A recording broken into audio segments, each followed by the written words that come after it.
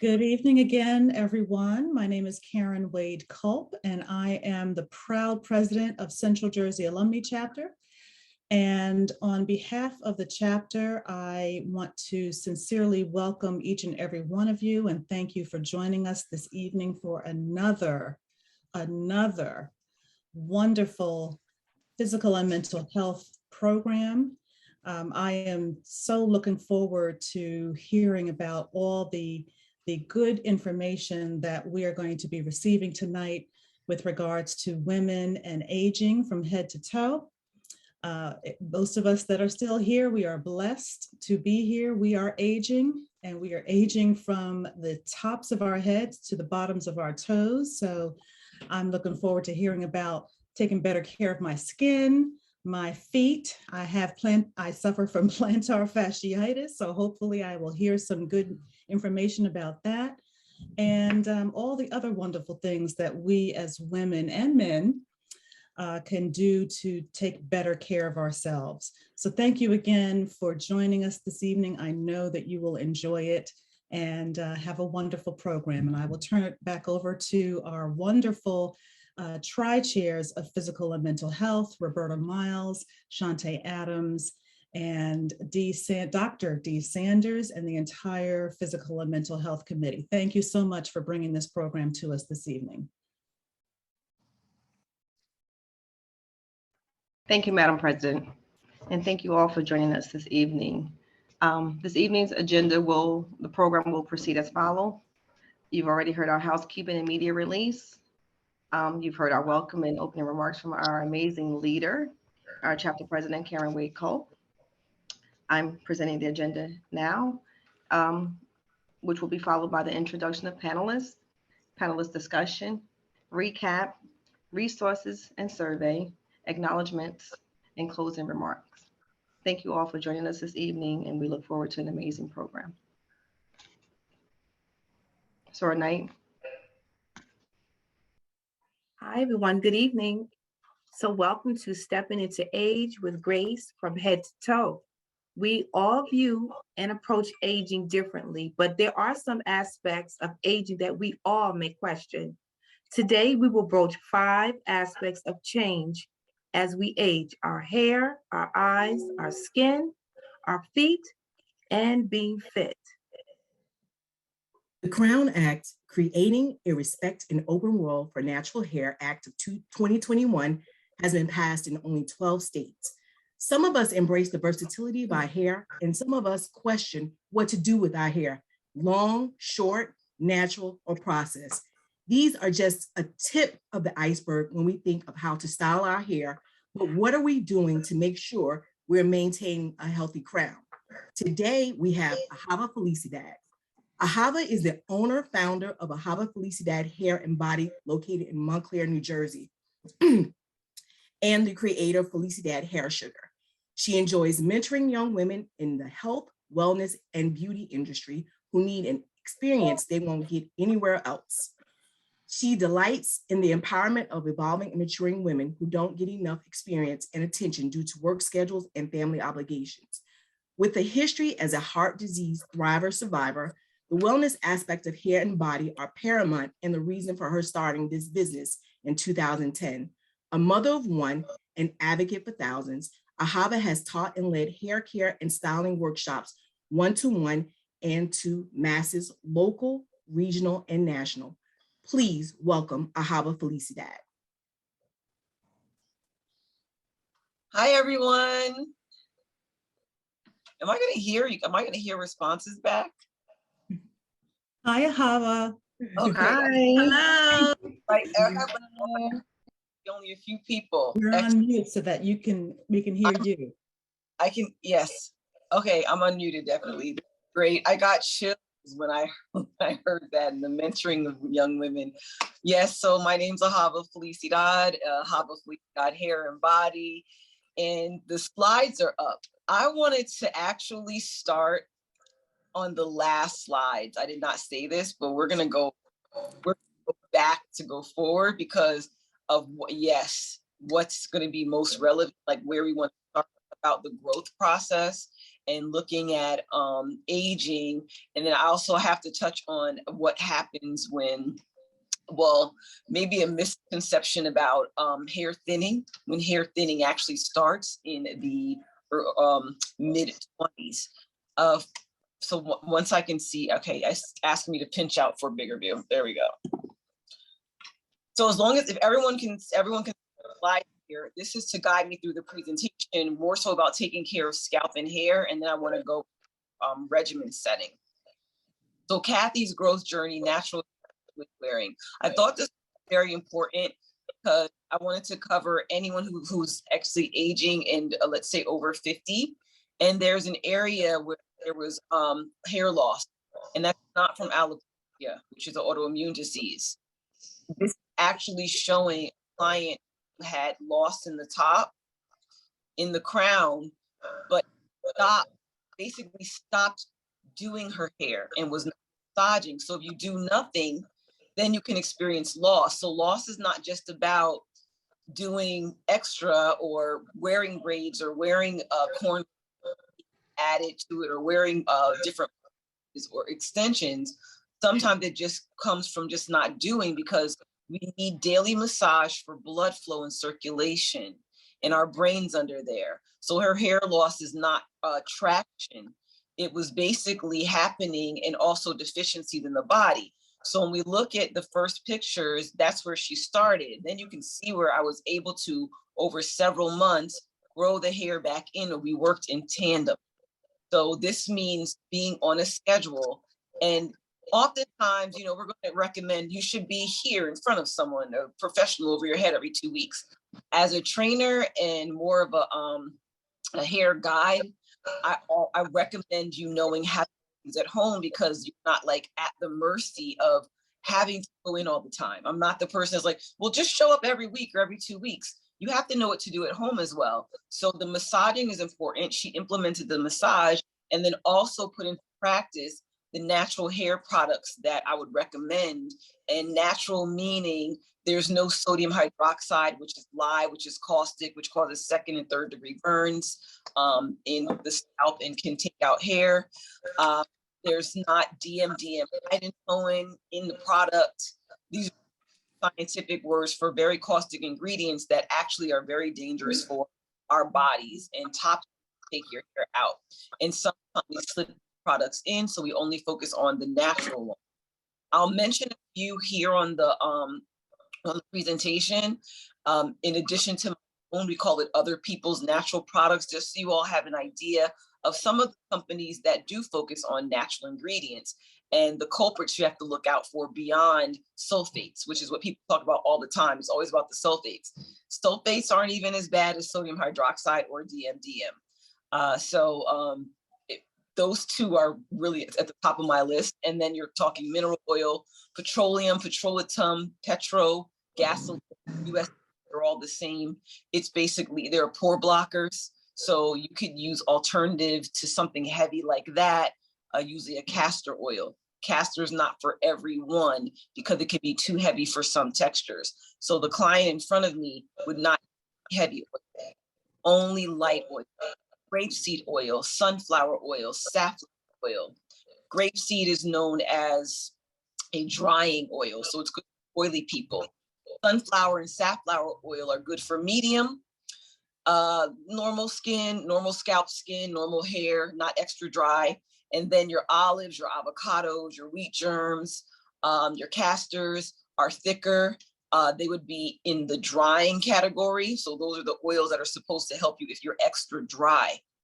I'm going to jump into hydration from there, because right from there, when we talk about oil, you should not be using oil without water, besides the fact that your hair is straightened or blown out and you don't want it to get wet because it will revert back.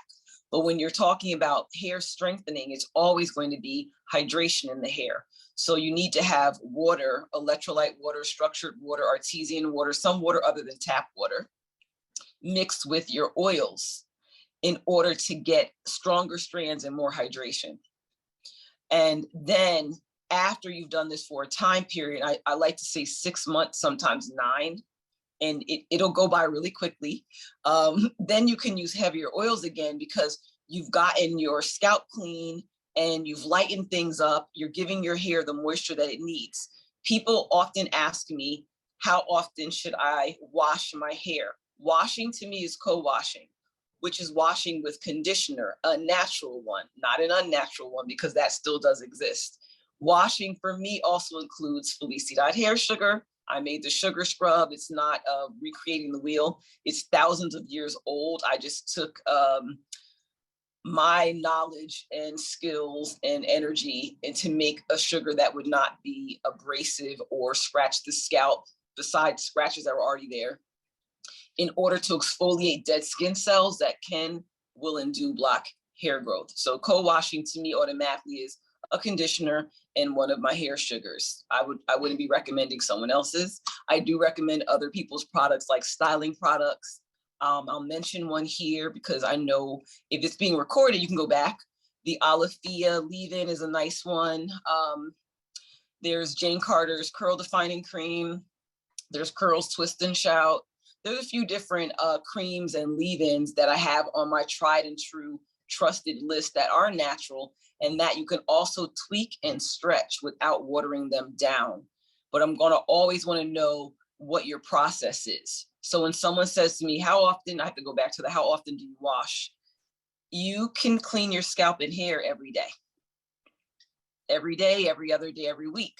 And then oftentimes mouths drop and eyes pop out because it's like, well, that's just not my reality. I work with a range of clients. So I have clients who have done every day, every other day, and maybe they do wash and go. Not everyone can or wants to do wash and go. And our lives and our schedules are not such where we can always wash our hair, clean our scalp, do all this work every day. But when you say to me, how often, that's the how often.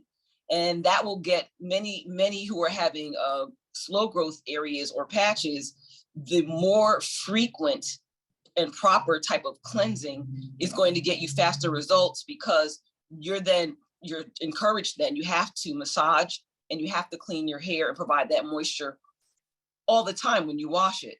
Now, I know some people have gotten out of their 3-week regimen and gotten to a 1-week regimen. They may pick a Sunday night.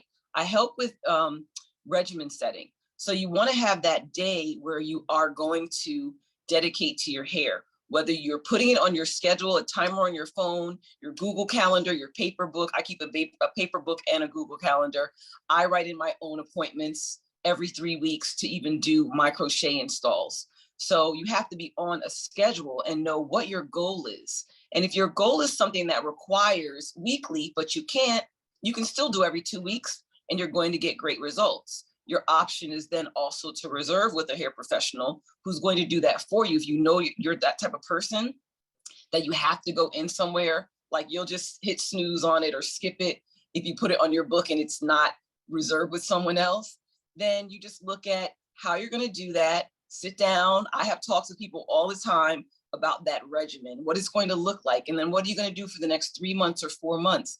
And it becomes so easy because once you get that part, it just flows. And if you fall off the horse, it's not going to be too long. You're going to get back on and you'll start your regimen again. So weekly washing or co-washing is great. Now, if you're wearing extensions, the reality with extensions, you don't usually want your hair to get fuzzy. So 3 weeks, you'll do a cleanse of your scalp, and then maybe they're coming out at 5 weeks, but you can do a spraying of rose water and essential oils to keep your hair clean.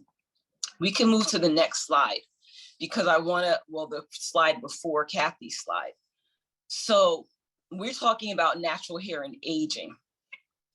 This young lady started with me, as you can see, back in 2016, 2017. She started in like 2015, but this is the year in. She had edge loss from extensions and too tight weaves.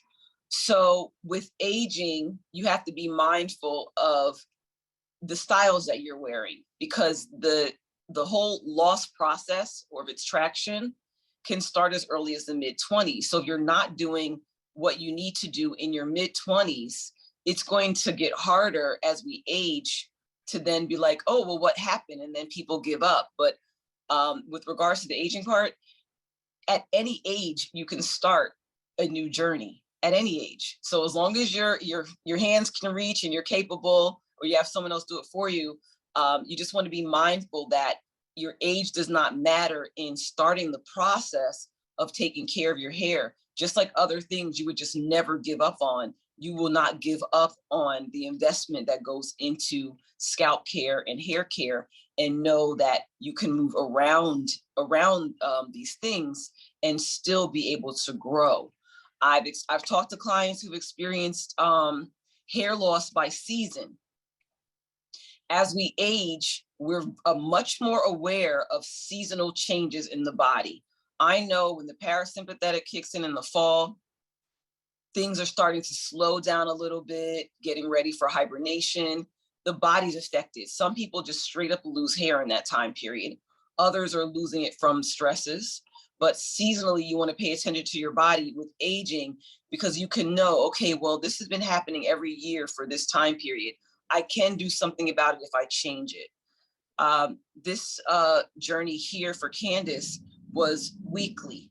She had to start weekly massaging to grow her hair back in, and follow the regimen of co-washing and sugar scrubbing, and then using the right natural moisturizing products.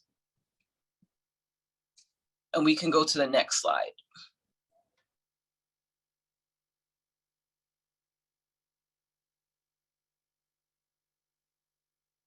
So this is the very beginning. Yeah, so here, if you have edge loss, it can start at any age, but it can be resolved. So it requires work. If she had not started doing something from July to December, her edges would have probably just stayed as they were. And then you don't want to listen to anyone who tells you that what you have is just terminal. That's not true. It's not terminal, and it's not true that as we age, we can't grow hair, because I have plenty of mature adult clients, women and customers who are men who are growing hair, and those who are sustaining hair throughout the times that they would normally lose hair. So you have to just start doing a little bit of work and having a regimen set for that. So the regimen is very important. So you want to look at your schedule and say, well, what night can I do this? And put it on your book. And then you can have an accountability partner. I can be your accountability person. I do send out messages like that when clients sign up with me. I can be an accountability person, or help you to find an accountability person who you will have contact with about when you're going to do your hair. It seems like, oh, for my hair, my scalp and hair. Yeah, because it's really important. Your whole overall health and wellness, you're not going to want to skip out on that. I find that women, especially maturing women, you really need that support. You can't just kind of shoot in the dark with it. You need an accountability partner that says, hey, did you wash your hair today? That's fine. You can go to another slide. Okay, so it's Q&A time. I said all the core stuff I wanted to cover from those slides. But I can't hear anyone.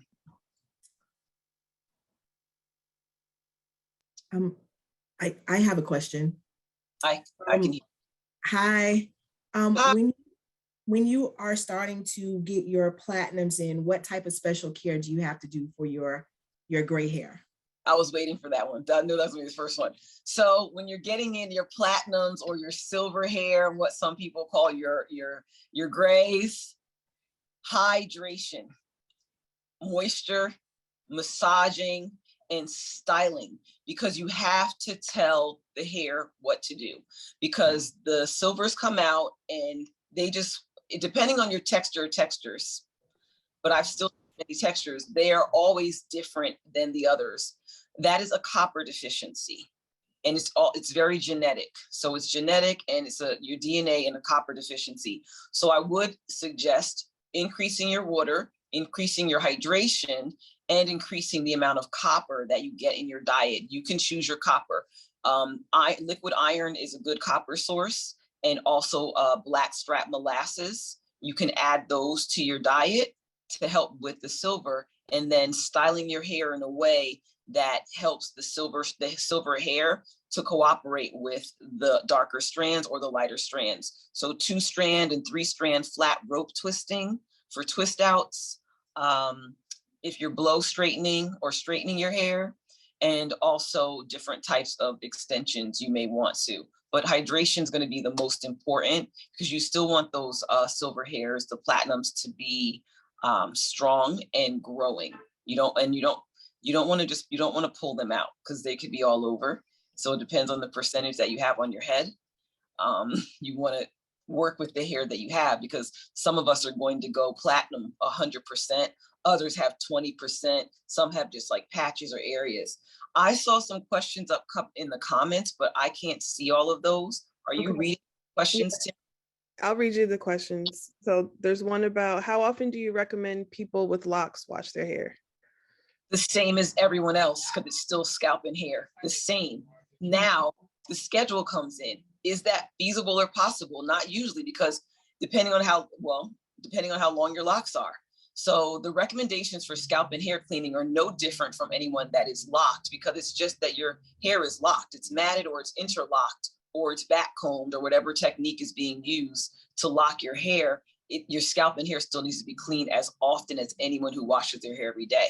Now, the reality is, when you have locks, especially if you have a lot of locks and they're anywhere longer than my shoulders, you may not want to be twisting every night. You may not want to be twisting every week.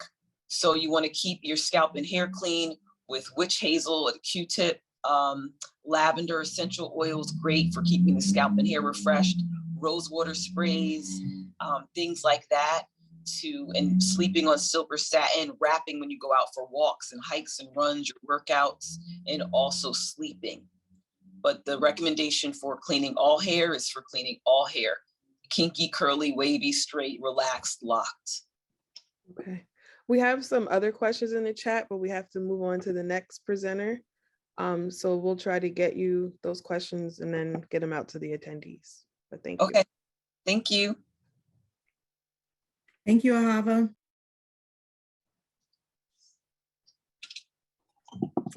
Okay. The best foundation that you can wear is glowing skin. Aging is a fact of life, but looking your age is not. Skincare is an investment that we don't always pay attention to. Dr. Joni is going to give us some great pointers on skincare as we progress through time. Dr. Joni Jefferson is best known as across the tri-state area as the Zen Doctor. She has received a top-tier education and training in family medicine, dermatology, women's health, and emergency medicine. Dr. Jefferson is a graduate of the Philadelphia College of Osteopathic Medicine and has continued her education in technological advancements and aesthetics at the American Society for Laser Medicine and Surgery, American Academy of Aesthetic Medicine, and the Skin of Color Society. In the Skin of Color Society. Sorry. In addition, she has a BA in psychology from Spelman College and completed her family medicine residency at Huntington Medical Center in New Jersey. Throughout her work experience, she has gained extensive mastery of what it means to be truly centered and respectful to the differences that exist when caring for her patients. Dr. Jefferson established Zen Aesthetics in early 2021 after identifying a need for more inclusive medical education and medical spas across the country. Dr. Jefferson has over 15 years of medical experience and is truly an aesthetic artist. Zen Aesthetics is now accepting patients and is located in Morristown, New Jersey. Dr. Joni is a member of Central Jersey Alumni Chapter of Delta Sigma Theta Sorority Incorporated. So without further ado, we bring you Dr. Joni Jefferson. Hello, hello. Can everyone see me? I can only. We can see Hello. you.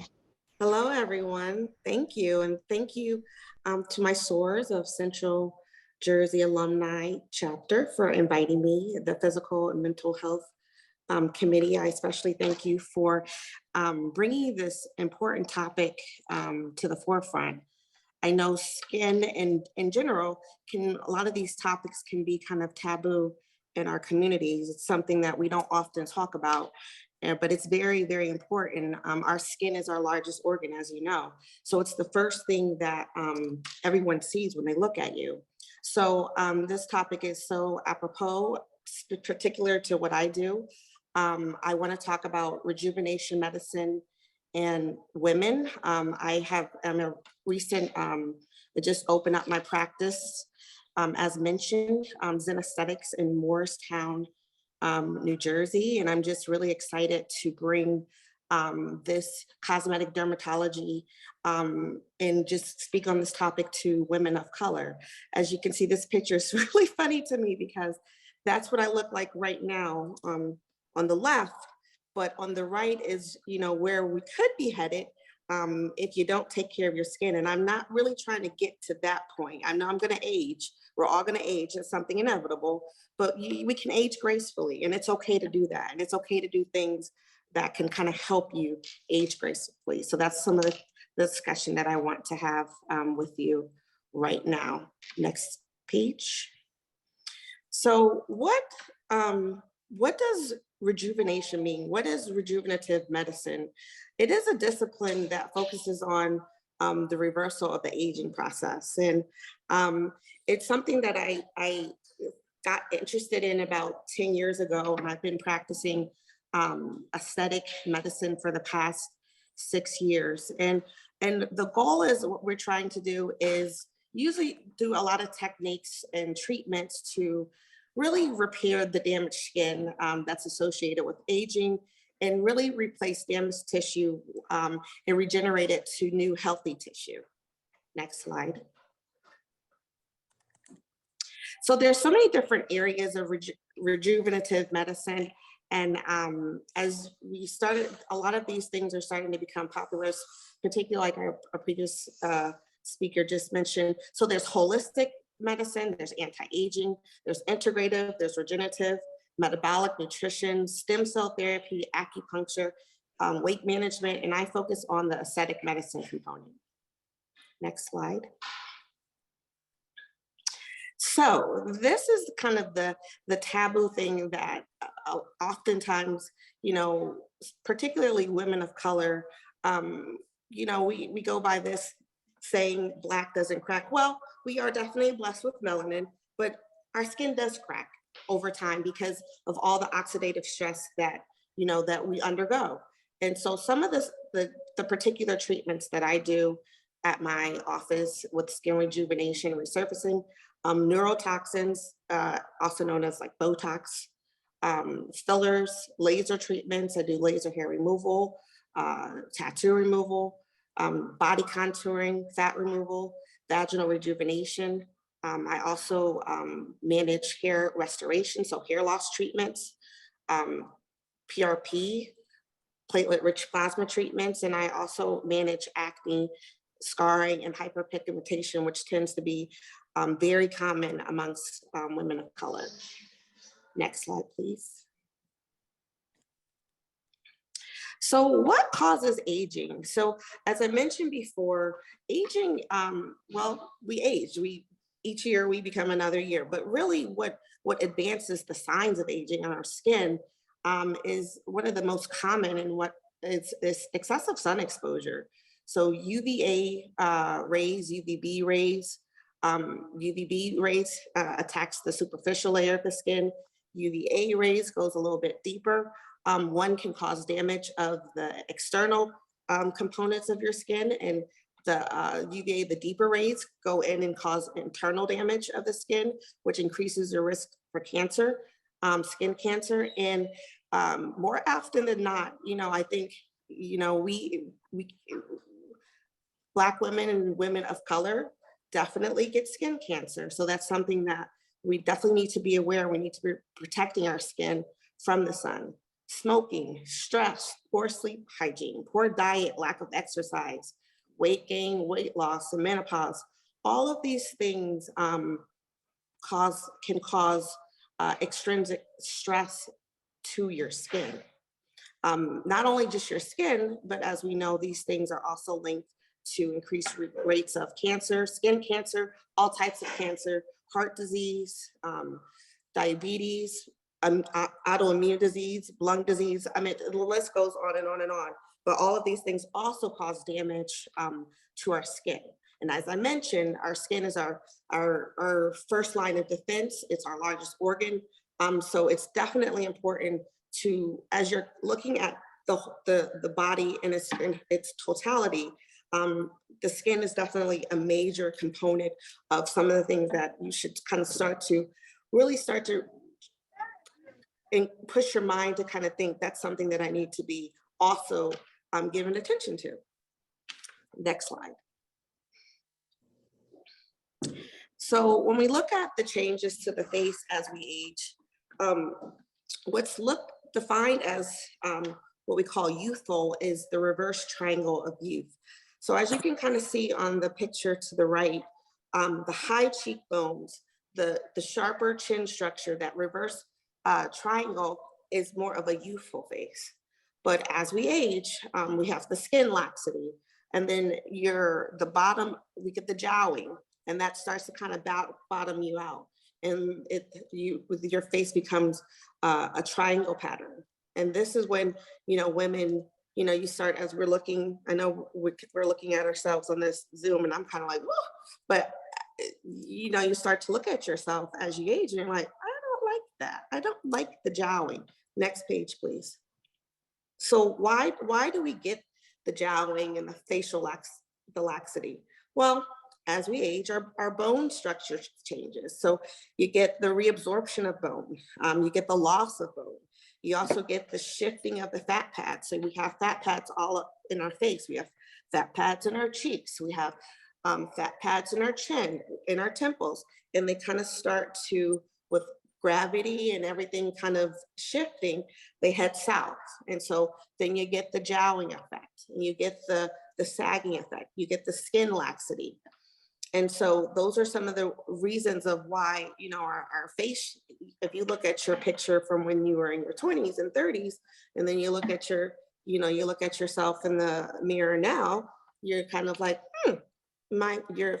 your face has definitely, the structure of your face has changed. And that's because you have the support structures, the bone, the fat pads, and the soft tissue in the skin. All of that has also changed. Next slide.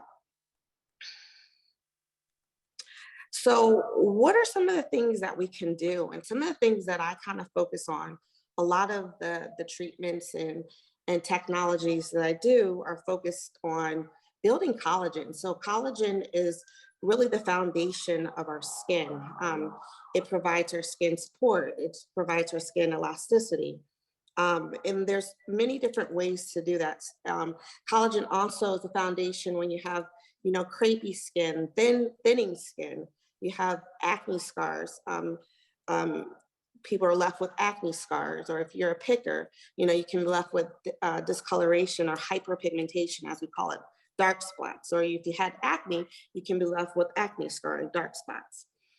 So some of the different things that I do to kind of help stimulate collagen is actually one of the things I actually did a little earlier today is microneedling.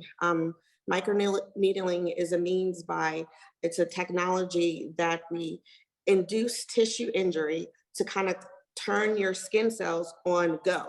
So it puts them in a stimulatory where it's turning over tissue and collagen and helping to promote new healthy skin, new healthy collagen, and replace your skin with healthy skin cells. Botox, which Botox is actually one of my favorite treatments. It's a very, it's an easy treatment to do. It has there's a lot of clinical studies that show Botox is linked to improved mood and decrease anxiety and depression. And so I know a lot of everyone's like, oh, what is Botox? Because you get this picture, you see all these celebrities and you see everyone, and you're just like, that looks too fake. They look too plastic. They look this, that, the other. And I get it. I totally get it. But that's not really, it's just improper placement. So I like Botox because one, it helps to smooth out your skin quality. It helps to shrink pore sizes. As you can see, I don't know if you guys can see me, but I don't have on any makeup, and I'm not professing that my skin, well, I think my skin looks okay, but I don't have on any makeup, and I have a kind of a shine. I have a natural glow. I do Botox myself, but I still have movement. As you can see, I still have movement. I can still smile. I still have forehead, but I don't have the lines in my forehead or around my eyes anymore, because what Botox does are not just Botox, but toxins in general. I want to give it a general term because Botox is a brand. But what it does is it slows the communication between the nerve and the muscle. So you don't get the muscles of facial expression. It's just kind of like if you work out, you get the tone and you get the ridges in the muscle. That's what happens in your forehead. So then you get lines that are embedded lines. They're called static lines that you could see whether you are expressing yourself or whether you're at rest. And sometimes that gives the appearance of aging. And a lot of women don't like that. I mean, and it's okay if you like that, but there's different ways to help improve that. And Botox kind of also gives you a glow and a shine, and it opens up your eyes, so it can improve your brow height and all of that. Filler, derma filler is made up of hyaluronic acid. I also think derma filler is good in the proper hands. It's good in the proper patient. Every client is not a candidate for filler. Every candidate is not a candidate for Botox, but filler is good because it provides support and structure. So when you see someone who has skin laxity, or, they have kind of a sunken, cheeks, or, they have the marionette lines, a lot of older women in particular, as your jowls start to kind of sink in, you get kind of a little hollowness in certain areas that you just are kind of not used to having. And so filler provides support and structure, and it gives your skin it can kind of give you a lift, or it can give you a little bit of fullness. Filler is also good in those with thinner faces, or who have loss of body fat or shifting of their fat pads within the face. Filler could be a good option. There's also laser. So I do hair removal, laser hair removal, which helps to remove hair. And vaginal rejuvenation, I use a radio frequency energy source. I also do PRP, platelet-rich plasma. As our last speaker talked, that's another way of hair restoration by working on a cellular level to restore hair loss. If you keep going, next slide. Dr. Joni, is actually question time. Okay, sorry about that. Okay, so we can go on to questions. This is just the Fitzpatrick scale, and this is important to know when you're doing laser. And I think that's the last slides, right? I think that's the last. You can keep going.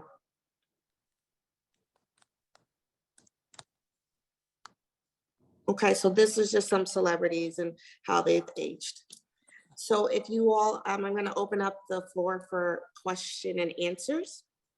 So we have one question already in the chat, and Janitha says, what would you recommend for dark spots and lines under your eyes? Well, there's several different treatments, and it really depends on what the dark spots are from. It depends on what type of dark spots you have. Some can just be from scarring. Some can be from just the skin is thin. You can see kind of the vasculature or the capillaries behind the skin. Some of it can be from just crepey or poor skin quality. So medical grade products are definitely important to improve your skin quality, helping to improve dark spots. There's laser therapies. I do chemical pills. All of that can be helpful at reducing discoloration. Okay. And then Indira says, should I worry about the overgrowth of moles on my face? So yes and no. So there's there's moles that that women, skin of color, who they're not really moles, they're just fibromas or dermatosis papular nigrans, which is something most commonly found. I have them on my skin. They can tend to grow in excess. They grow with aging, and I think that's kind of what you're referring to. And some of it is genetic. You can remove those. It just depends on if they are punctated or they kind of have growth. But there's some moles you want to be careful, because some moles can suggest, early signs of cancer. So I think you should definitely be properly evaluated by a dermatologist to kind of assess, what type of moles that you're talking about. And a lot of moles, if it is a mole, you don't want to necessarily remove those. So it just kind of depends on what we're talking about. But I think you're talking about fibromas that you might be having, which are non-cancerous. Go ahead. Next. This is the last question we can take. What are skin tags? Skin tags are essentially just excessive growth, and those things they're just benign lesions. There's also a genetic component to that. Sometimes skin tags can have a metabolic component to it. So, it can be signs of, diabetes and some other endocrine diseases that one may have, but relatively, they're just benign punctated lesions that are growths. And those can be removed. I removed those as well. And I think I saw someone asked about Botox treatment. So Botox is temporary. You do have to get it. It lasts about 3 to 4 months. On average, one may get Botox treatments every 3 to 4 months. Or Thank as you, needed. Thank you, Dr. Joni. Dr. Joni is currently at a medical conference, so she has to leave us, but we will get the questions to you, and hopefully, we can get them out to the attendees. Thank you. Thank you so much. Thank you. There's a saying that the eyes are the mirror to the soul. Our emotions can show in our eyes, but what are some of the things we can be concerned about as we age? 80% of our learning is through our vision. What we know that continued learning with aging is a vital part of maintaining youthfulness. Doctors D. Sanders and Candice Cook are joining us to speak about need to know of eye care as we age. Dr. Sanders completed her undergraduate studies in biology and chemistry at the historic Bennett College in Greensboro, North Carolina in 1984. She continued into post-bachelorette studies and earned a master's in ophthalmic science in 1985. And in 1990, she graduated with a doctorate in optometry from the Pennsylvania College of Optometry. She has provided stellar eye care to thousands of patients in Central Jersey for over 30 years. Dr. Sanders is licensed and experienced in comprehensive routine eye care, contact lens fitting, and therapeutic treatment of pre- and post-operative care of retinal disease, glaucoma, cataract, and refractive surgery. She was inspired to start her own practice to provide a distinct combination of outstanding eye care service, patient education, health awareness, and community outreach in an accessible and compassionate environment. Dr. Sanders is also a member of Central Jersey Alumni Chapter, where she serves as a tri-chair on the Physical and Mental Health Committee. She is married and privileged to have raised 2 sons and a daughter. Dr. Candice Cook is residency trained therapeutic optometrist with comprehensive training in the diagnosis and medical management of ocular disease. A 2007 graduate of University of Delaware, Dr. Touloud received her optometric training at the Pennsylvania College of Optometry.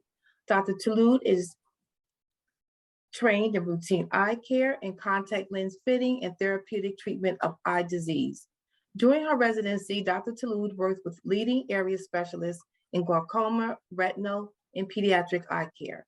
She currently serves as an assistant clinical professor at the SUNY College of Optometry and runs a student externship program at her private practice through the Pennsylvania College of Optometry at Salus University. Dr. Touloud joined Delta Sigma Theta Sorority Incorporated in 2003 through the Mu Pi chapter at the University of Delaware. She is married and the proud mother of 2 daughters. get ready for some great information from Dr. Sanders and Dr. Toulouse.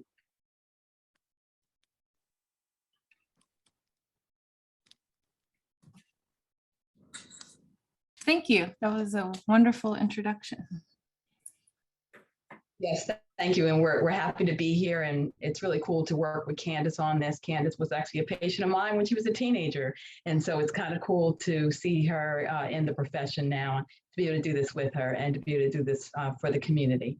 We're going to be talking a few minutes about aging eyes and things that as we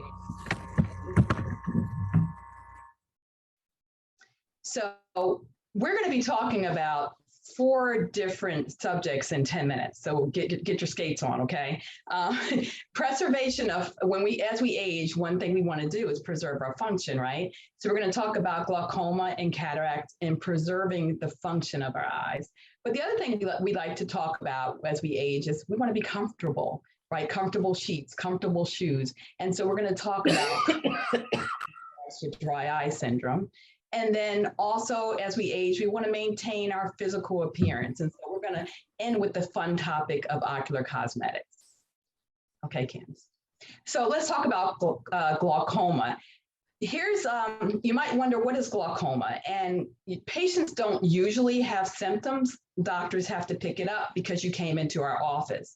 If you look at someone who has normal vision, like you see up to the upper left-hand corner, and you ask that person, what do you see in that picture? They would say, I see 5 children. They seem to be running. One's holding a kite. There's a variety of trees in the background. It's a pretty sunny day, and they're running in the grass. If you go diagonal to that and you look at the end-stage glaucoma patient, which is down in the bottom right, that person has tunnel vision, meaning it's like coming out of a tunnel into the sunlight. It's constricted. And so that person may say, I see 3 children. One seems to be raising her hand, so I'm thinking they're sitting in a classroom, and there's something hanging from the ceiling that's white, and I think the wall's painted green in the background. Totally different situation. So the person who has end-stage glaucoma, it affects the way that they see, perceive, and understand their environment. And as we age, we don't want that. You know, people can interpret that as senility. Sometimes it can cause confusion in conversations. And so we want to save our patients from the bad effects of glaucoma. Okay, Candice. So real quickly, on a technical point of view, and what is glaucoma? Glaucoma is a group. It's not just one type of eye disease. It's a group of eye diseases that cause permanent damage to the nerve in the back of the eye. So on the right-hand side is the back of the eye. On the left-hand side is the front of the eye. And the damage is caused in the back of the eye. However, in the front of the eye, fluid is being produced and drained throughout the day. And that fluid, if the pressure increases because the fluid is not being drained right, or it's producing too quickly, then that's when typically that's the reason that the person would have damage to the nerve for glaucoma. And so it is a permanent vision loss. It can take about 10 years for the person to actually realize that they lost any vision. And since it always attacks one eye first and then the other, so while it's working on the bad eye, the good eye is compensating, and the patient doesn't even know what's going on. So that's why it's asymptomatic. Okay, Candice. It is the leading cause of irreversible blindness in African Americans. It is worse in terms of the numbers of us that get glaucoma. It's also worse in terms of how young we are when we get it. We tend to be younger than other patients when we get it. And we also tend to get the more aggressive type of glaucoma patterns. So really important to talk about. Risk factors for glaucoma. These are things that as doctors we look at, but let's talk about what you can do to help us, okay? Because there's a whole list here, right? We're not going to go through that. But pressure. So it helps if you know your pressures. Just like if you're diabetic, you know what your diabetic numbers. If you're high blood pressure, you know what your blood pressure numbers are. Well, there's pressure in your eye. It's a separate system. It's not related to blood pressure directly at all. So you want to know your numbers. How can you help us? Well, come see us every year so that we can check the numbers year after year. Also, you can see the same doctor or at least go to the same medical facility year after year because we're looking at those numbers, we're tracking them. And then if you write down and know your own pressure numbers, over time, there's a 4-point range for you as an individual, even though the nation, everybody in general has an 11 point. Your specific point should be within 4 points. And we're watching that. And you can help us with that. The other way that you can help us is if you've had any injury to your eye, even if it was when you were a child and you got hit by a softball or something, let us know that because that could have changed the structure of your eye and that can increase your risk of glaucomatous damage. And then also the third way you can help us with the risk factors is by making sure you take control of diabetes, migraines, anything that causes the circulation in your body to be poor will affect the circulation in your eye. And when it does that, your eye's more vulnerable to damage. So take control of those diseases and make sure that you follow the directions of your doctors with those. Candice? And so, you know, you probably want to know, well, if I have it, how can it be treated? Well, number one, we got to catch it early. Because if we catch it early, you're just going to probably have to use 1 drop every night. And the nice thing about that drop is that it actually makes your eyelashes longer, thicker, and darker. Now, depending on your pigmentation, it can also cause some darkness under your eyes, so you can talk to your doctor about that. But the bottom line is, it does have some negative effects. Redness and irritation can last for up to 3 months. Your eyes are getting used to the preservatives in the drop. But now there's preservative-free drops that we could potentially give you as well. The other negative to drops is you have to get into the habit of putting them into your eye, and sometimes you can't do that. Also with drops, sometimes if a patient has a hand tremor, they can't get it in. So in those cases, laser comes in handy, either as an accent to the drops or in hopes of being able to stop the drops. Laser is very simple. It's laser light. You're in and out of the office with that type of treatment within 15 minutes. And that is one thing we can do for that as well.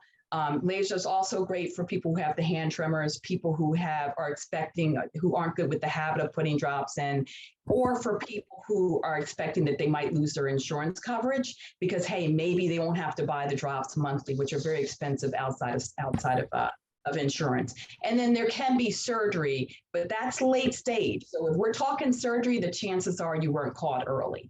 But the bottom line is talk to your doctor, write down your pressures, talk about your side effects. Don't just stop using the drops. We lose patients because they say, oh, you know, it made my eyes red. And when I came to see you, I didn't have a problem. Well, yes, we tell our patients it's going to make your eyes red, but don't stop using it. If, you know, we can do things about that, including putting in artificial tears before you put the drops in.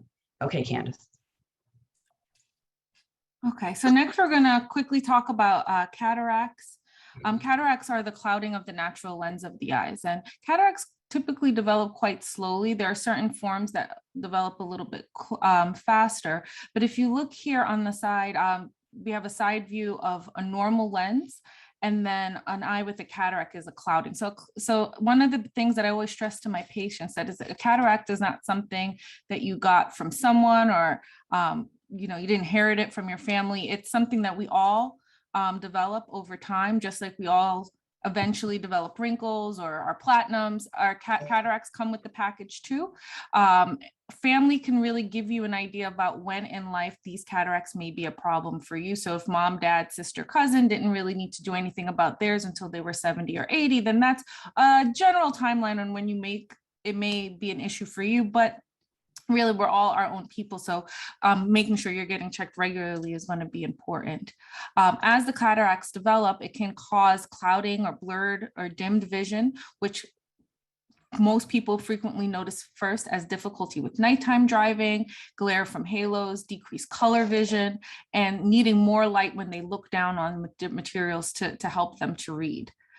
But thankfully, when we were talking about glaucoma, we really don't have a fix for it. We have treatments. Cataracts can be fixed, and we do that by means of cataract surgery.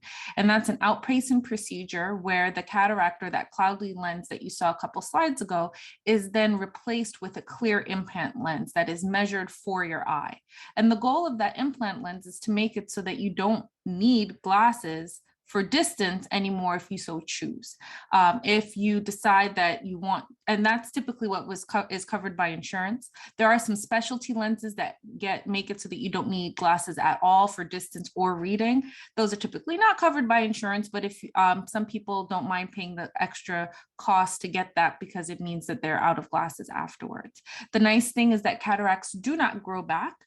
So once you have the lenses removed, they are gone. Sometimes scar tissue can develop on the back of those implant lenses, but those can be treated after the fact in office without needing for you to go back into the surgical center. The surgery itself is pretty quick, takes about 15 minutes under the hands of an experienced surgeon, but we never do both eyes at the same time. So for cataract surgery, we would typically do one eye first, whichever eye is the worst of the two eyes, and then about a couple weeks later, we would do the second. You're on drops for a couple weeks after the surgery, but most people can return to their regular activity quickly after the surgery. We'll also talk briefly about dry eye symptoms. And so one of the things that I always like to point out to my patients is that dry eye doesn't always present as dry eyes. It can sometimes produce itching, burning, sensitivity to light, and blurry vision, especially if the blurry vision fluctuates. Like if you see well 1 second and you blink a few minutes later, and then all of a sudden it's not clear again, and it comes back and forth, that is typically a sign that the tear surface is a bit unstable. Difficulty wearing contact lenses, whether it's you can't keep them in all day or they're 2-week lenses, but you can only get through 1 week. Anything that makes you feel like you just want to take the contact lenses out are typically a sign that the contact lenses are not sitting on enough moisture and the fit is not as good as you would hope it to be. And there are several things that can make dry eye worse. Allergies, that's something that's big right now. You know, you're walking out to your car, the car is yellow, you know, you bought a black car, but now it's yellow. And so that pollen's affecting everything, your eyes included. So if you're also dealing with runny nose and scratchy throats, and now your dry eye, if it's unaddressed, can be a bit worse. Certain medications, especially antihistamines, talking about the seasonal allergies, can sometimes make the dry eye a bit worse. I know a lot of us now, especially during COVID, we're sitting in front of computers for long periods of time, and prolonged computer use, just kind of staring at the screen, especially if you're in a dry environment, can make the dry eye symptoms a bit more prevalent. Wearing contact lenses inappropriately, like longer than you're supposed to, not replacing them correctly on time, or wearing someone else's lenses, not using the right cleaner, or sleeping in your lenses, all these types of things are terrible to do. No optometrist or eye doctor wants to hear that, so don't do that because it's bad for a lot of reasons, but also dry eye. Those of you, or if you know anyone who smokes, or if you're around a lot of smoke, a lot of that makes the environment directly in front of your face very arid, and it can cause the dry eye to feel really to be even worse. It will just really exacerbate your symptoms. Other environmental factors, if you have the air conditioning on blasting in your face, or if it's wintertime and you have the heat going, you may notice that your eyes are excessively dry at that time as well. Certain eyelid eye surgery, like LASIK or cataract surgery, anything that manipulates the eye at all can make the dry eye a little bit worse. And other conditions like ocular rosacea, if you have really bad eczema, things that are affecting the glands in the skin can also affect the glands around the eyes. So things that you can try, number one, are using artificial tears.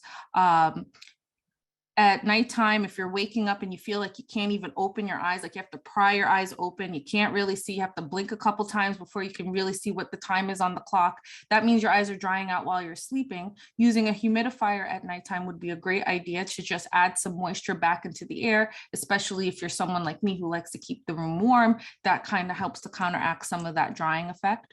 Warm compresses to the eyelid are good to do as well.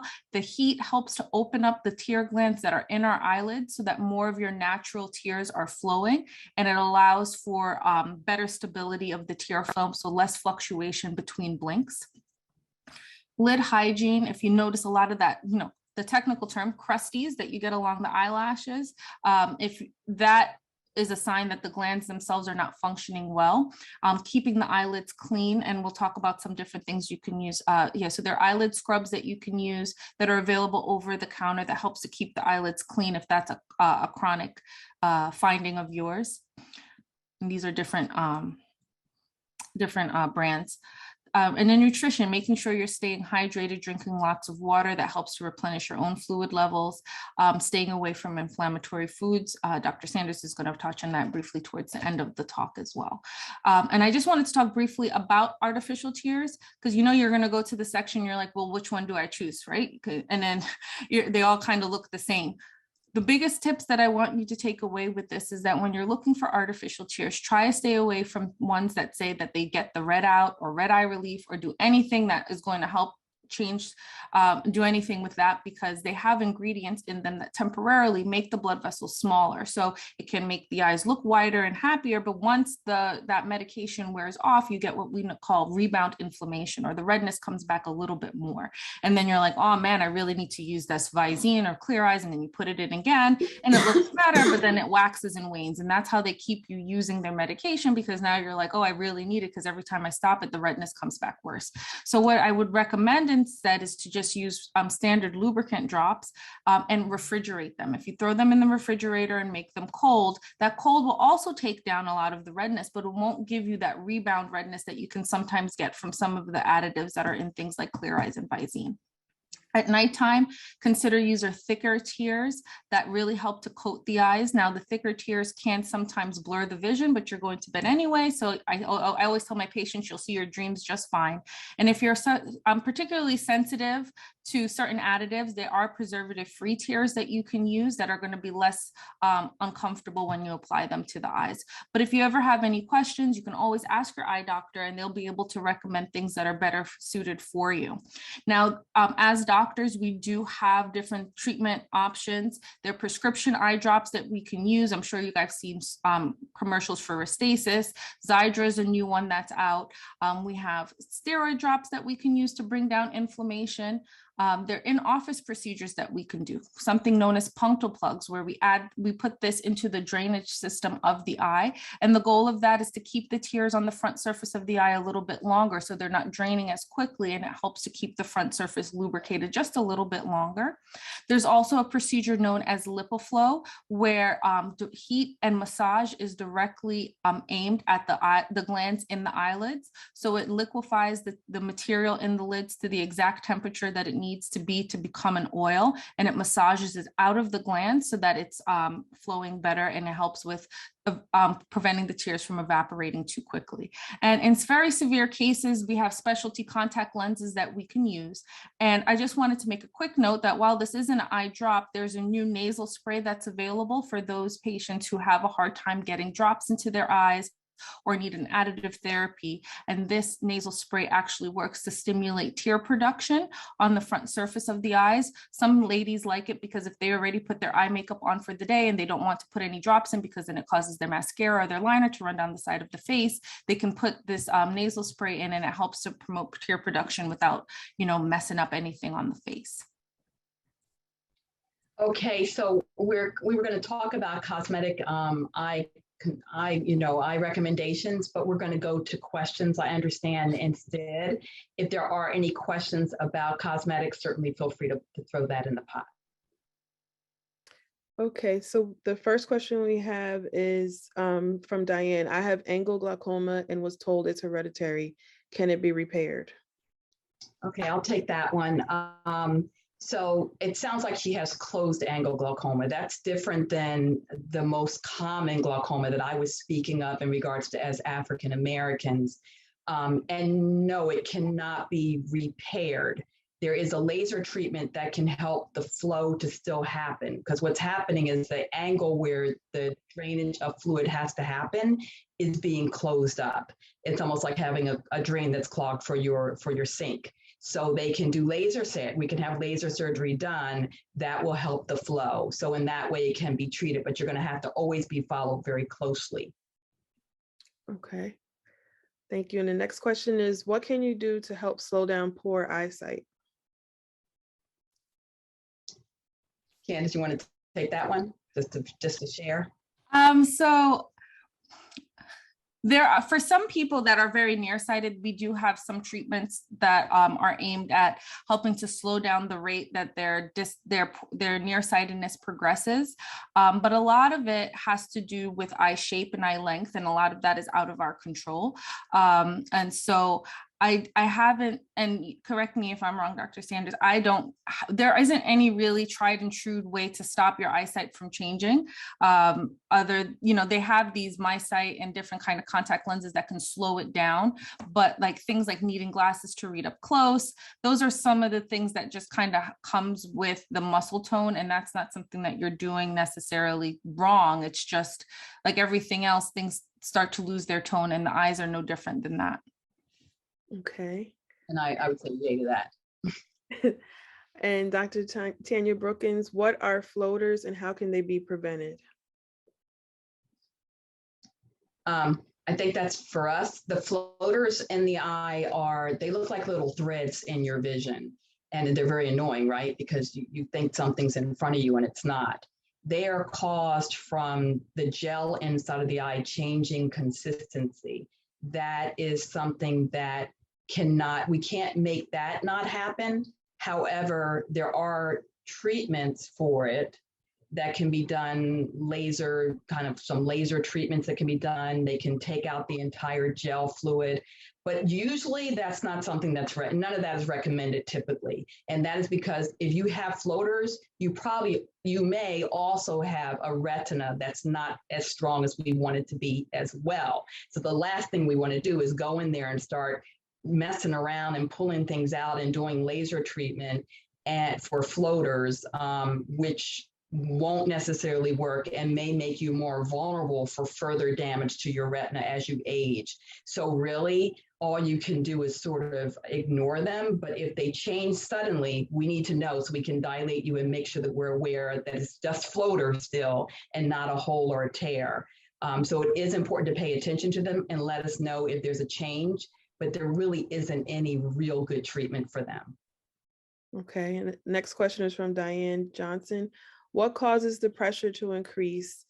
And yes, I am type 2 and have decreased my A1C, and would that help decrease the pressure? I had laser treatment, and is it necessary to have it a second time if the pressure goes up more?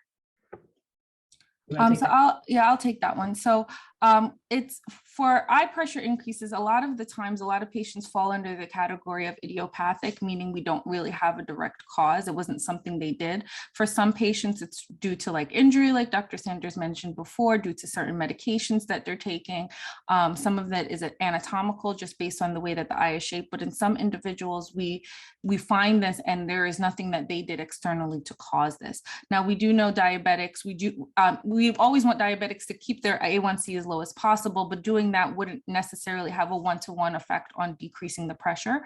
If the laser treatment that you had was specifically to bring the eye pressure down, there's two different types of laser treatments. If it's the one that I'm thinking you had, it is something that can be repeated down the line if we find that the pressure does continue to increase.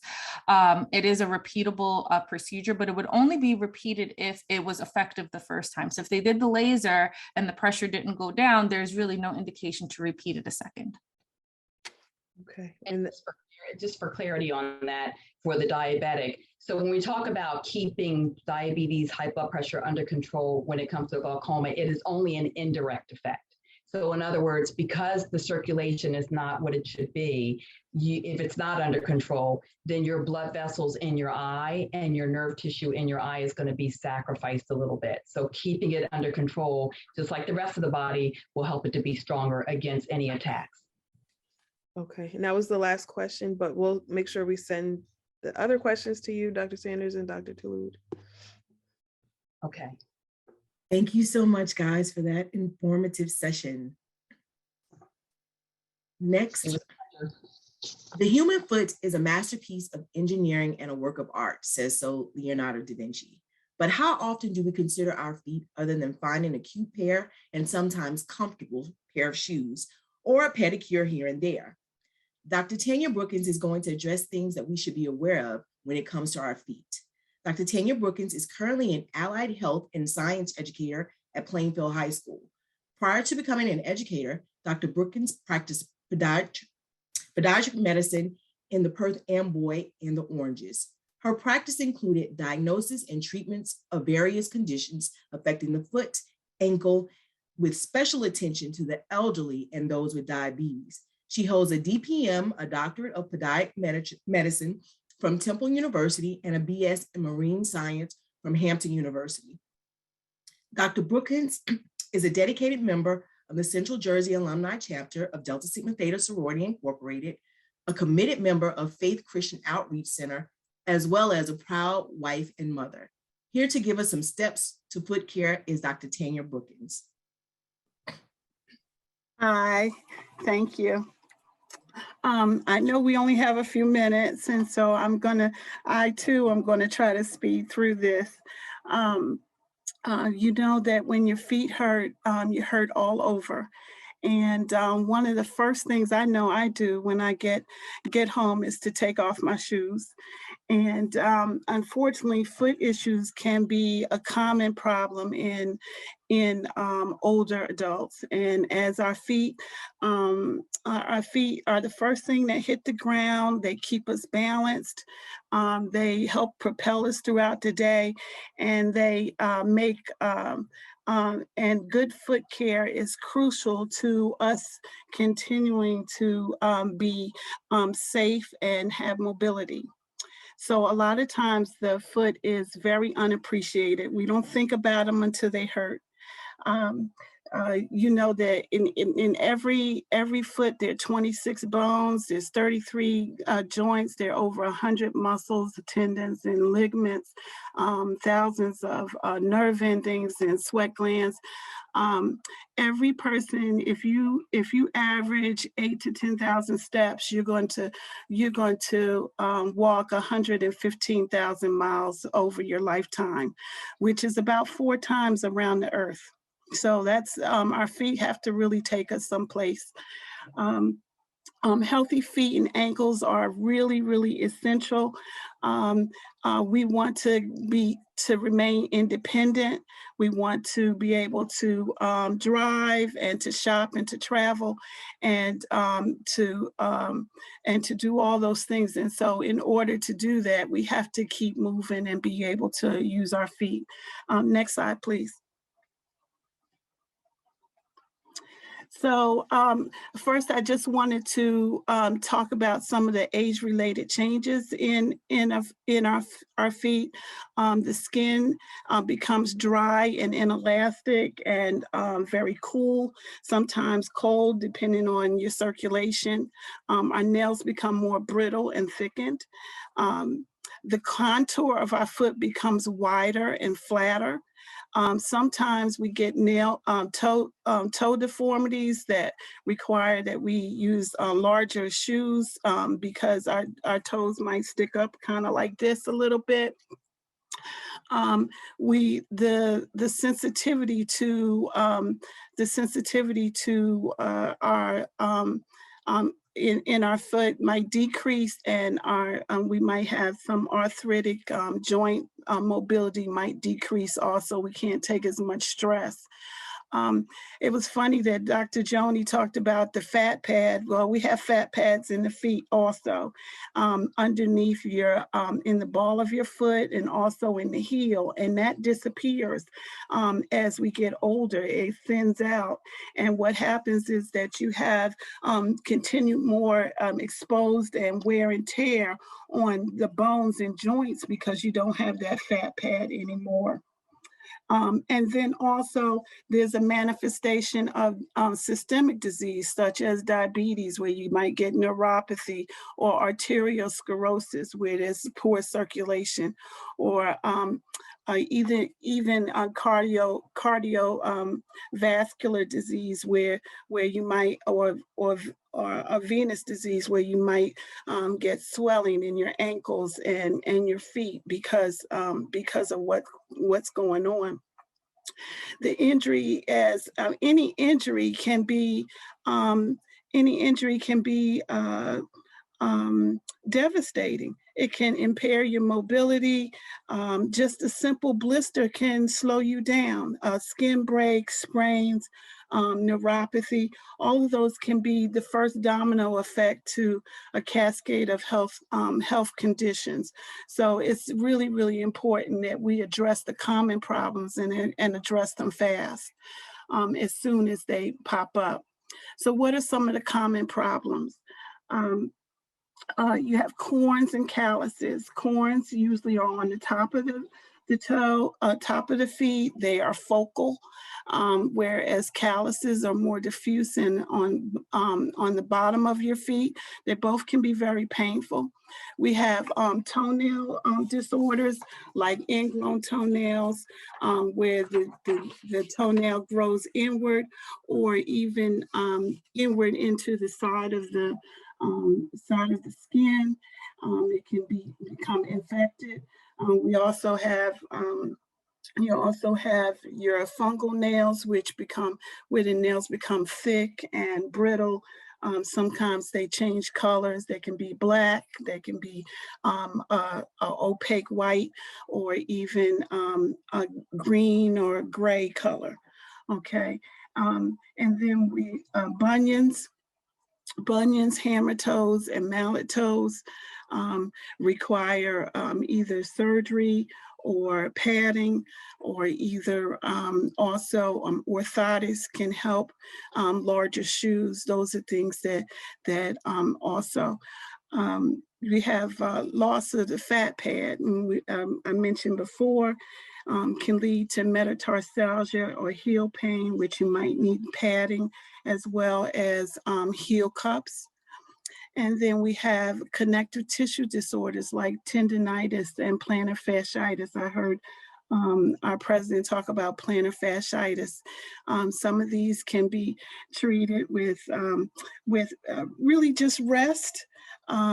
Sometimes we might need orthotics. Sometimes there are things that we can do as far as exercise to prevent it from coming back. Anti-inflammatory medicine, rest, ice, compression, all of those are helpful in these situations. And then we have your poor circulation, and I'm gonna give you a few tips about how we can increase some circulation in our feet. You can go to the next slide. All right, so what are some proactive tips? The first thing is to regularly examine your feet, okay? Check your feet and check your shoes. And check your shoes with your hands. Check your feet for blisters, open sores, insect bites, punctures, nail discoloration. Take a look at them. If you can't see, use a mirror, use a magnifying glass, or ask a partner. Or if there's somebody else in your household, ask them to look if you can't see it. All righty. So check your shoes, make sure there are no pebbles or pins. I found earring backs in my shoes. I don't know how. One time I found an earring back. So you have to check your shoes to make sure, because sometimes, especially for diabetics, but sometimes you can't, it might be too late once you feel something in your shoe. You've already developed a blister or irritation. So you want to head that off beforehand. You can go on to the next slide. Alrighty, so proper fitting shoes. It's important for us to wear shoes that are not too tight. I know we like the high heels. They're beautiful. They make us look good, but they're not so great. So, take your sneakers with you and then put on the heels just for show if you have to. Wearing shoes that are too small or too big can interfere, can rub, cause blisters, and cause foot ailments, and you'll be paying for it for days. Okay, proper fitting shoes are extremely important. You might have worn a size 8 when you were 20, but you are 50 now, and you might have to be an 8.5 or a 9.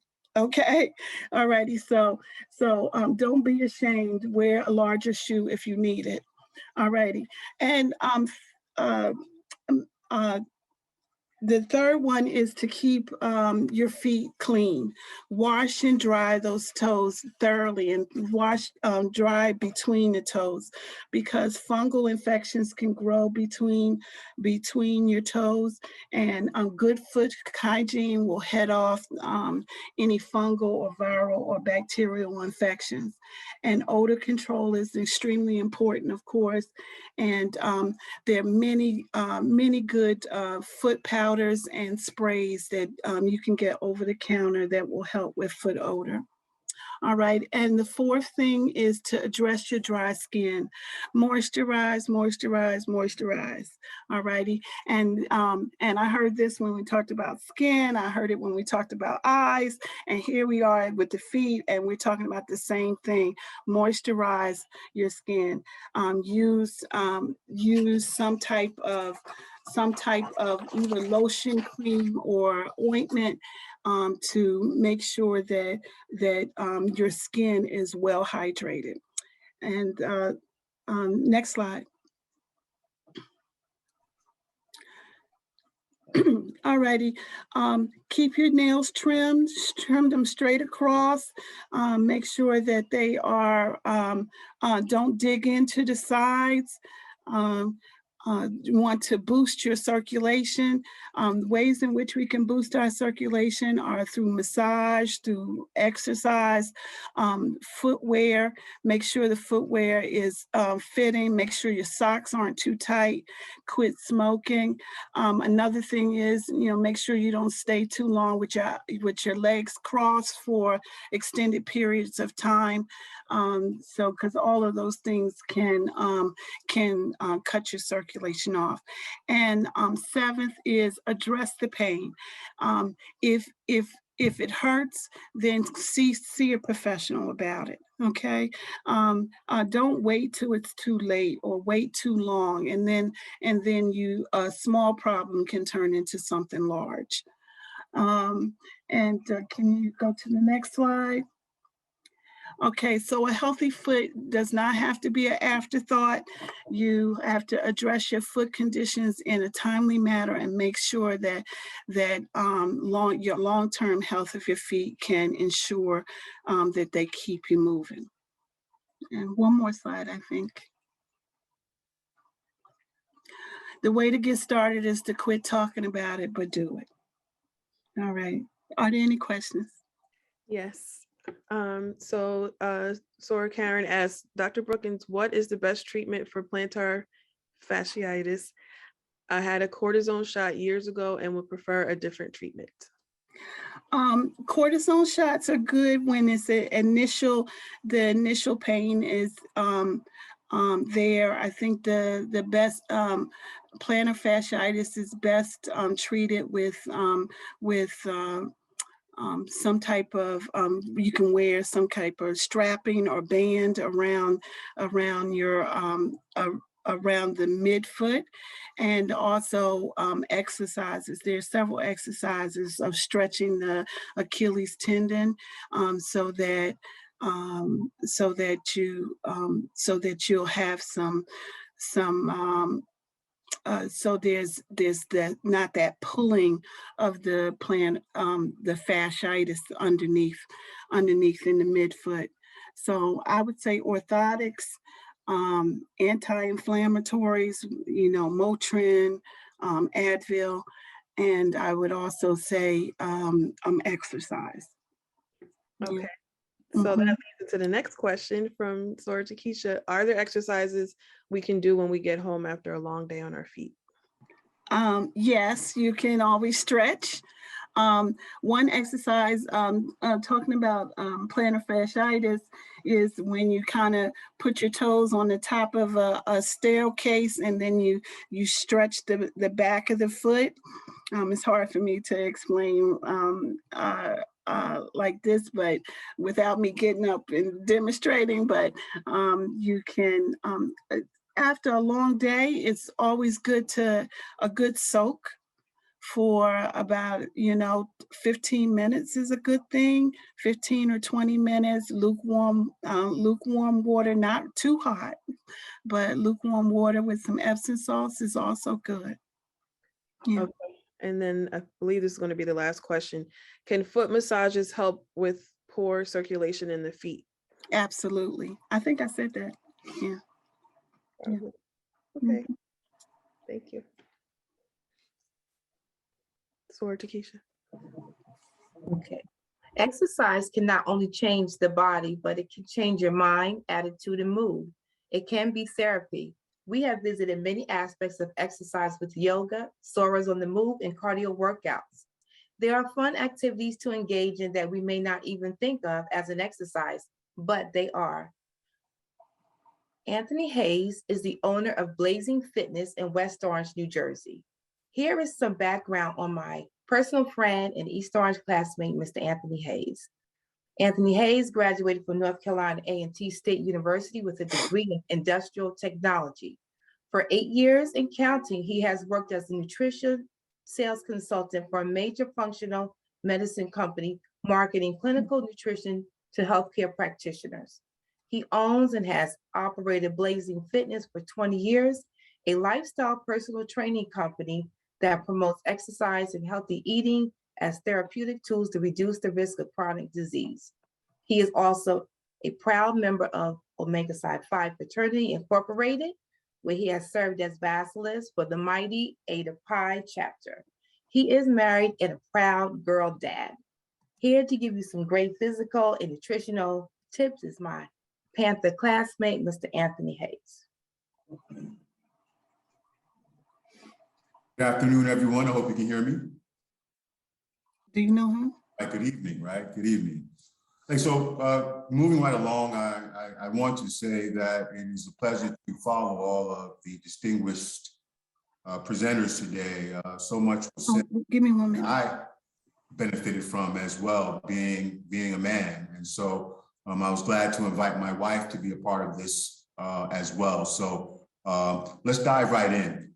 I'm going to say that I'm also a health coach, a certified health coach. And so I took a different approach today in regards to my presentation. Yes, I'm a fitness trainer, but personalized lifestyle medicine is one of the hottest areas of medicine right now, functional medicine right now, in terms of the last 20 years, taking a look at the individual and taking a look at them just as they are and what their challenges are. And so when I think about getting older, I'm blessed to be 59 right now. And what I think about all the time is, as I get older, how can I be functionally better? Doesn't necessarily mean me being 25 again, because I know that's not a reality. But I do know that there are things that I can implement into my lifestyle that can help me to be functionally better. And with that, I'm going to challenge us to reimagine our nutrition, to rethink our nutrition. So again, I'm a personal fitness trainer, I'm a health coach, and I really want you to look at that last line where I say, I love French fries, right? And so it's a true statement, but I say that to say that it's a disclaimer to say that I too have to walk the walk, right? That I too have my own vices that I'm challenged with. And one of them is French fries. So I'm on this journey just like everybody else. All the Instagram personal trainers and fitness people on Facebook, all of them, believe it or not, they have their vices as well. We may look good, we may move good, but trust me, we close the door and we have our challenges as well. So I'm going to speak from some personal vantage points today as well. So let's go to the next slide. All right, so this is we know this, myplate.gov, where they began to take a look at how we eat versus the food pyramids from back in the day. And actually, this is not a bad thing to follow, okay? This is not a bad thing to follow. As you can see here, fruits, vegetables, grains, and proteins. I just gave a quick little review to the right of the slides there. So, our fruits, fiber-based, nutrition deficiencies, particularly our micronutrients. Vegetables, same thing, fiber-based, provides nutrition, particularly our micronutrients, minerals, vitamins, grains, complex, slow-release carbohydrates. Again, we don't want to really delve in this too much longer or too long, because I know that we all know that a bagel versus quinoa, all right? Bagel is a simple complex is a simple carbohydrate. So that's going to be metabolized a lot faster than a serving of quinoa, which is a carbohydrate grain that can be used, or the energy is released slowly over a period of time. And that's what we really want to start doing, investing more in healthier grains. Protein. Protein is designed for muscle repair and muscle building. Dairy. Now, dairy can be, is taking a different look nowadays, right? Because a lot of people aren't eating dairy, right? But it's still a calcium and vitamin D source for bone development, and particularly now with vitamin D playing a greater role in immune support. Next slide, please. Next slide, please. Okay, so the integrative nutrition organizations where I've been working with for many years, and they have a different take on my plate. So as you can see, we're still focusing on fruits, vegetables, grains, and proteins. However, we're challenging you to do a smaller portion of protein, increase your portion of whole grains, increase your portion of leafy green vegetables, and have a moderate serving size of fruits. We refer to that as secondary foods. We refer to that as secondary foods. Our primary foods, however, relationships, spirituality, personal development, physical activity. As we get older, it is actually these 4 primary foods that are designed to sustain us, that are designed to keep us vibrant when you really think about it. These 4 foods, these 4 primary foods, I want to challenge you to reimagine that which we put in our bodies. What relationships are you putting on your plate? What spiritual practices are you putting on your plate? Next slide, please.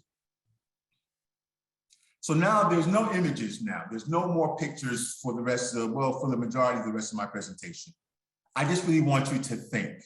I want you to think about you and nobody else, just you. Healthy relationships, the quality of your relationships with your, I'm gonna close this up a bit because I can't see what I wrote. So hang on one second. Okay, so the quality of your relationships with your parents, children, spouses, partners, friends, co-workers, community, and self explains a lot about your quality of life and your health. Love, relationships, intimacy, and effective communication are essential forms of food for the soul. So take a moment here, right? And just really fall back. I want you to reimagine your plate full of friendship, self-love, many of us are involved with organizations. That is our community. What type of relationships are you fostering and building and massaging in your organizations? Are you leading that effort? Are you actively moving in and out of your relationships at work with a positive attitude? Or are you frustrated? We're going to move now to the next slide, please.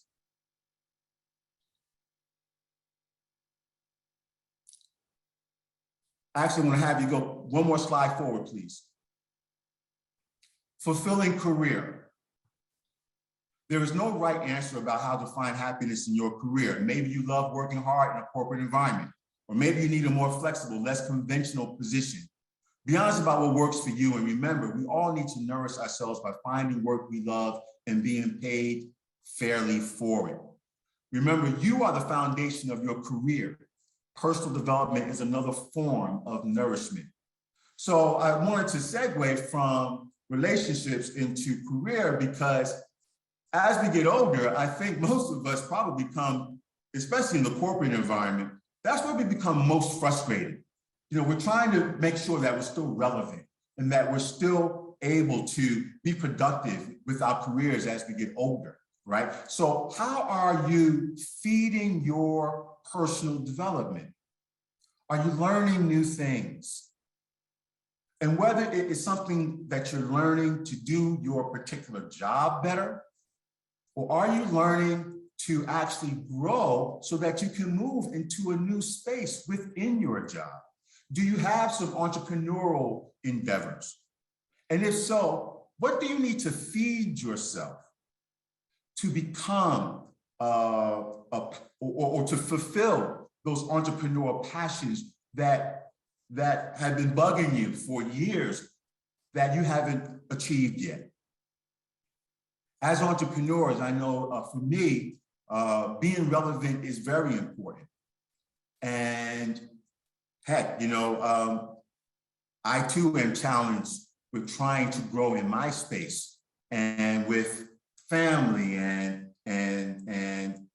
responsibilities and all these other things. We tend to sometimes malnourish ourselves with our personal development. So I challenge you to really focus on personal development as a form of nutrition. Can we go back one slide, please? So this is my bread and butter. While many of you were speaking, and trust me, I was listening to all the great presentations, I was actually in here working out, because I know that my time gets a little crazy. So without having clients this evening, I was in here working out. Our bodies thrive on movement and quickly degenerate without it. When it comes to working out, the challenge is to find the types of exercise, very important, that you enjoy most and build them into your life. So again, as we get older, yes, our physical activity or our ability to move is impacted. Our joints don't operate the same way. We may be carrying a little extra weight because our metabolism is starting to wane a little bit. In a way, movement is a lot like food. Once you understand how different types of movement nourish you, you can put together a menu of activities to keep you in balance. So as we get older, it doesn't mean that you have to do the latest HIIT program or go to the latest cross-training facility. You know, God knows there are so many elderly injuries, and I was reading an article recently about that, of doing things that you don't necessarily have to do, all right? However, cardiovascular activity, 90 minutes to 120 minutes per week of walking, swimming, jogging, all the things you know.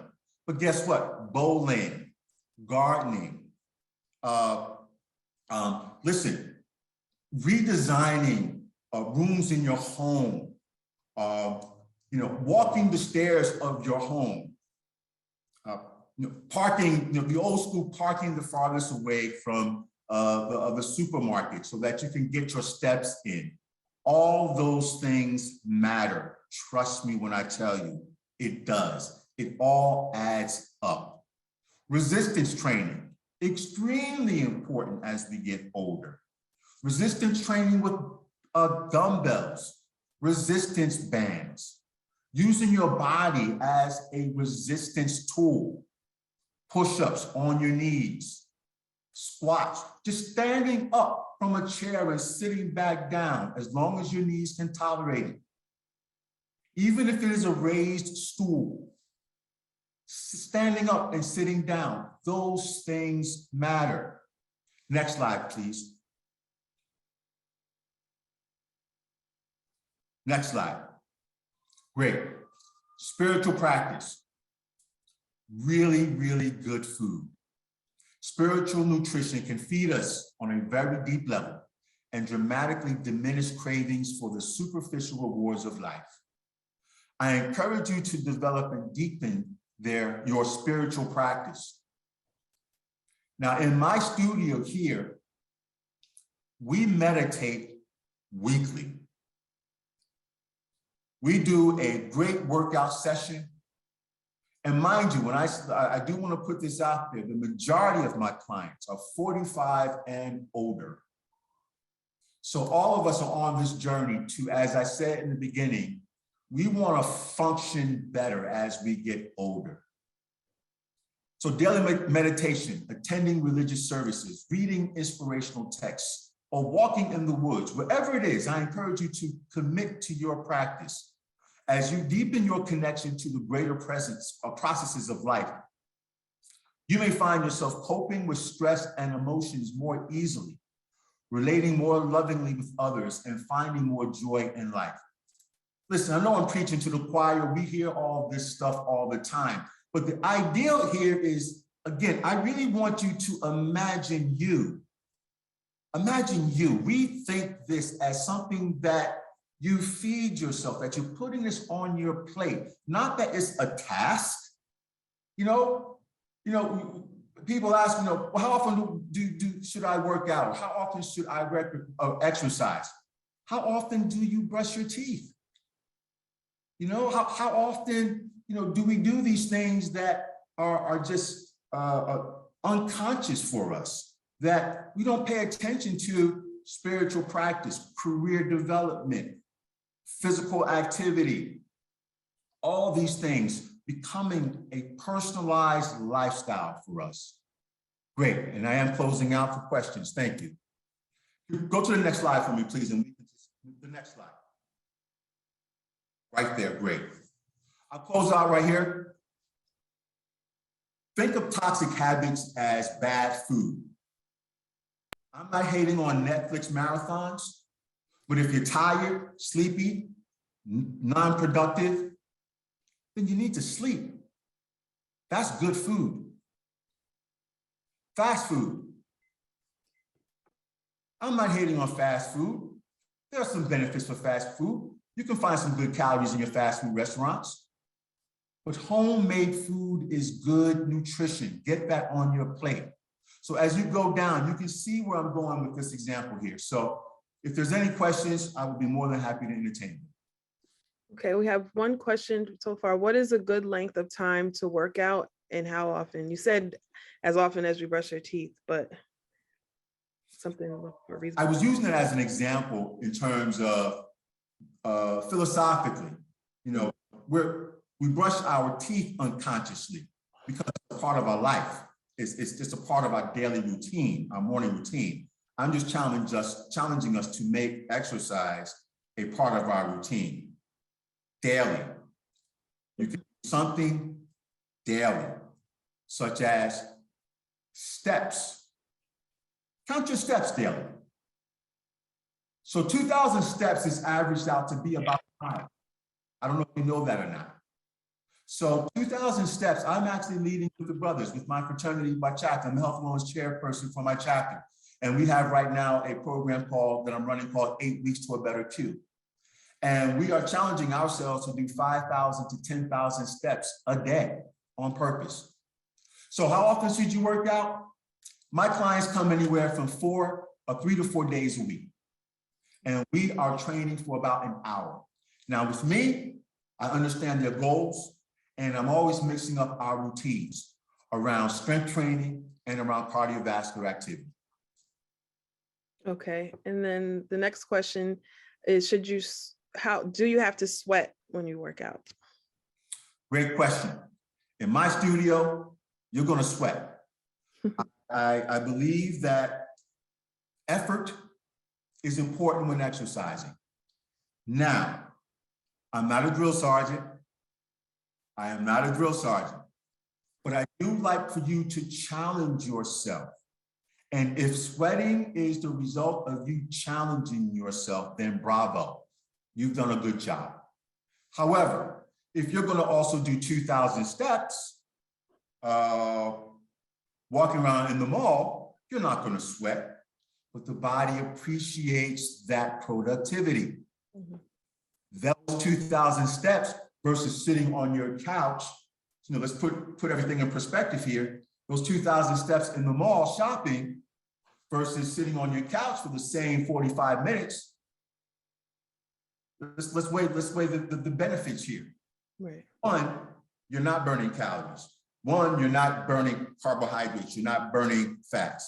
In the other setting, you are burning calories. You are using energy, stored energy, particularly fat and carbohydrates. So Okay. that's your question. And then the last question, for those of us who are 40 and up, what should we be doing to lose weight? What type of training should we be doing to lose weight? So that's why, you know, I really think when it comes to, we trainers have a saying that it's about 70% nutrition, 30% exercise. You need to look, here is my one recommendation that I think everybody should be doing when it comes to weight loss. Here we go. Intermittent fasting. Intermittent fasting is the operating system for weight loss. What is intermittent fasting? There are so many approaches to it, but what it is there's a dedicated 8 hours of eating, followed by a dedicated 16 hours of fasting, drinking water, tea, or coffee without any calories during the 16-hour period. Now, that's something you can build up to. It is a challenge, but I'm telling you, it is one of the best things, one of the most successful things that is happening right now. Intermittent fasting. Between the hours of 12 p.m. and 8 p.m. is how I intermittent fast. 8 p.m., my kitchen closes. My kitchen closes. So with that said, for the next 16 hours, I'm focusing on water, tea, coffee with no cream, no sugar, until 12 o'clock. And then I'm eating again. Green leafy foods, primarily a Mediterranean diet. The body wants to take a break from breaking down foods. That is the key of intermittent fasting. It wants to metabolize and break down all the food that we ate during that 8-hour period, and then work on rebuilding and moving the micronutrients to the areas and to the systems that needs it the most. It wants to break down the fats, the carbs, the proteins. That is, in my opinion, the best thing to do right now is to start intermittent fasting, and there's tons of information online about it. See what works for you. Well, thank you so much, Tony, for that great information. Maybe intermittent fasting sounds like it's going to be a challenge, but you know, hopefully some people will give it a try. And next we have Tora Wainick. She's going to give our panel discussion and our let us know about our post-program survey. Good evening. So since 3 is the magic number, I got about 3 minutes to do this recap for you. So here goes. We had Miss Ahava with her amazing crown. She talked about natural hair and wig wearing. The hair loss can occur from not massaging your scalp. The skin needs to respond to hair growth. Home care is vital. Natural hair products minus ingredients and toxins such as lye, sodium hydroxide. They're pore blockers, so you want to avoid those kind of things. Good ingredients are seeds, sunflower, avocado oils.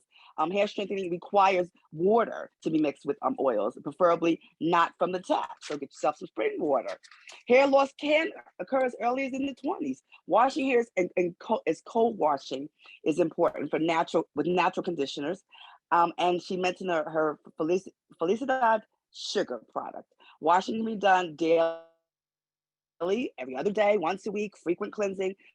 procedures faster. It's useful for faster growth and results in terms of extension. You can go 3 weeks, but it's advised that you do a cleansing regimen that's normal to doing if you don't have it. Hair, if it's not properly taken care of, seasonal hair loss can also occur, and stresses can be a big factor for hair loss as well. Proper treatment basically is that you want to have a good regimen, and she also ended up having an accountability partner to assist in you in keeping up with your regimen. Thank you, Ms. Ahava. Doctor talked about skin clearing with her flawless melanin. She has Zen aesthetics. Skin is our largest organ. We need good rejuvenation techniques. We need to age gracefully. We need to discipline ourselves, and we need to work on using products to reverse aging process, such as holistic hair, anti-aging, stem cell, weight management. She talked about utilization of Botox. She also talked about building collagen. She talked about microneedling, fillers, removal, hair laser removal, and she even talked about vaginal rejuvenation. So making that appointment. Next, we have Dr. D and Dr. Candice, who talked about the eyes and the mirror to the soul. Key areas and things that they mentioned that we need to focus on and watch out for is glaucoma, cataracts, dry eye symptoms. And they mentioned briefly about cosmetic eye. Leading cause of irreversible blindness in African Americans is glaucoma, and it's important to measure your eye, get your eye pressure measured regularly, and report any history of eye damage, monitor diseases such as diabetes affected.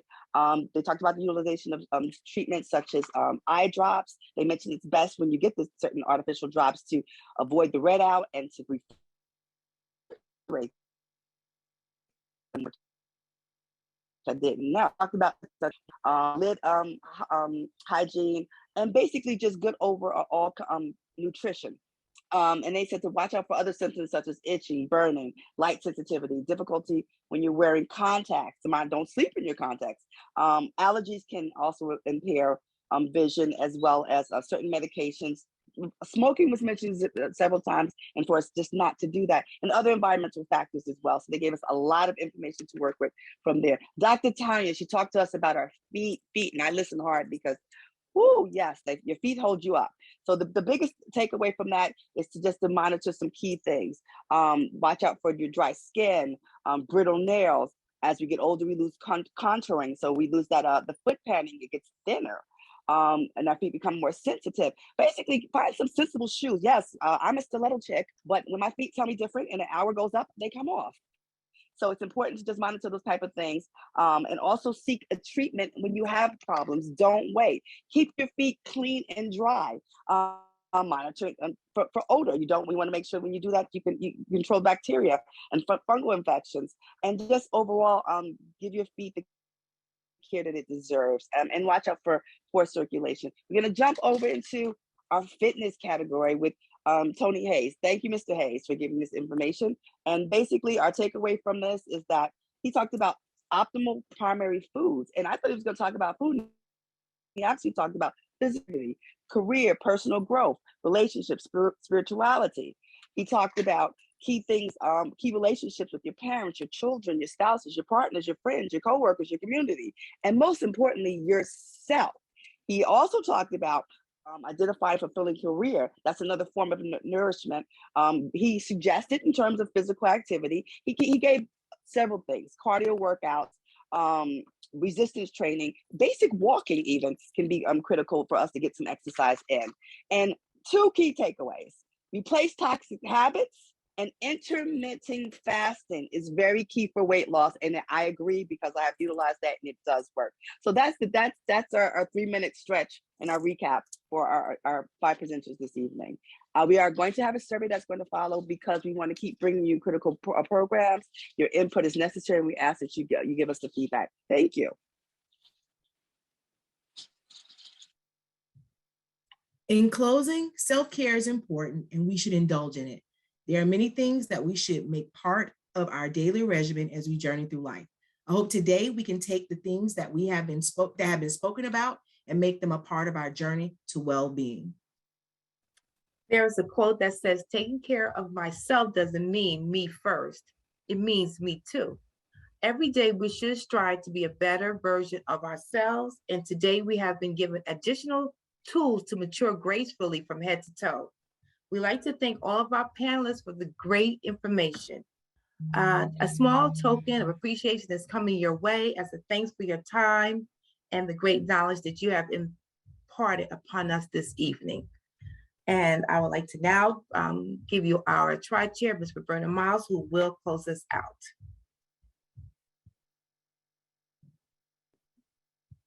It helps when I take myself off mute, right? Mm-hmm. Hello, everyone. I am Roberta Miles, a tri-chair of the CJA Physical and Mental Health Committee, along with my wonderful partners, Dr. Dee Saunders and Shantae Adams. I want to again applaud our amazing guest speakers for gifting us with so many jewels this evening.